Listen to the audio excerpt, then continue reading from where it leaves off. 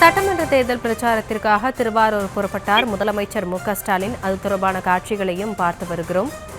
நேற்றைய தினம் வேட்புமனு தாக்கல் செய்த நிலையில் இன்றைய தினம் திருவாரூரில் நடக்கும் பொதுக்கூட்டத்தில் கலந்து கொண்டு முதலமைச்சர் ஸ்டாலின் உரையாற்றுகிறார். இது குறித்த விவரங்களோடு இணைக்கிறார் நம்முடைய செய்தியாளர் பாஸ்கர பாண்டியன். பாஸ்கர், விவரங்களை வழங்கலாம். திமுக தலைவரும் தமிழ்நாடு முதலமைச்சருமான ஸ்டாலின் 2026 சட்டமன்ற தேர்தலுக்கான முதற்கட்ட பிரச்சாரத்தை தன்னுடைய பூர்வீகமான திருவாரூரிலிருந்து தொடங்க இருக்கிறார்.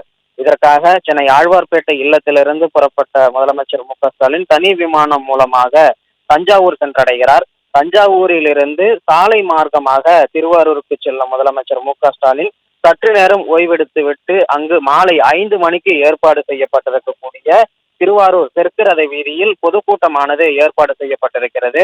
அந்த பொதுக்கூட்டத்தில் திருத்துறைப்பூண்டி, திருவாரூர், நன்னிலம், மன்னார்குடி ஆகிய 4 சட்டமன்ற தொகுதிக்கு அறிவிக்கப்பட்டிருக்கக்கூடிய திமுக மற்றும் அதனுடைய கூட்டணி கட்சி வேட்பாளர்களுக்கு வாக்கு சேகரிப்பில் ஈடுபடுகிறார். அந்த பொதுக்கூட்டம் முடித்துவிட்டு அன்று இரவே சாலை மார்க்கமாக திருச்சிக்கு சென்றடைகிறார். திருச்சியில் இரவு தங்கிவிட்டு அடுத்த நாள் காலை உழவர் சந்தை மைதானத்தில் ஏற்பாடு செய்யப்பட்டிருக்கக்கூடிய பொதுக்கூட்டத்தில் கலந்து கொண்டு திருச்சி மேற்கு, திருச்சி கிழக்கு, திருவெரும்பூர், லால்குடி, மண்ணச்சநல்லூர், திருவரங்கம், மணப்பாறை, முசிறி, துறையூர் ஆகிய சட்டமன்ற தொகுதிக்கு அறிவிக்கப்பட்டிருக்கக்கூடிய கூட்டணி கட்சி மற்றும் திமுக வேட்பாளர்களுக்கு வாக்கு சேகரிப்பில் ஈடுபடுகிறார். சாலை மார்க்கமாக மாலை அங்க கரூருக்கு சென்று கரூரில் இருக்கக்கூடிய அந்த பொதுக்கூட்டமானது ராயனூர் பகுதியில் ஏற்பாடு செய்யப்பட்டிருக்கிறது.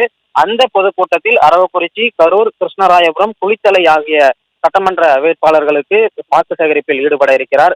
அன்று இரவே ஈரோட்டுக்கு சாலை மார்க்கமாகவே பயணித்து ஈரோட்டில் இரவு தங்கிவிட்டு அடுத்த நாள் காலை, அதாவது ஏப்ரல் 2ஆம் தேதி நடைபெறக்கூடிய ஈரோடு சித்தோடு பகுதியில் நடைபெறக்கூடிய பொதுக்கூட்டத்தில் பவானிசாகர், ஈரோடு மேற்கு, மொடக்குறிச்சி, பெருந்துறை, அந்தியூர், கோபிச்செட்டிப்பாளையம், ஈரோடு கிழக்கு, பவானி ஆகிய சட்டமன்ற தொகுதிகளுக்கு அறிவிக்கப்பட்டிருக்கக்கூடிய திமுக மற்றும் அதன் கூட்டணி கட்சி வேட்பாளர்களுக்கு வாக்கு சேகரிப்பில் ஈடுபடுகிறார்.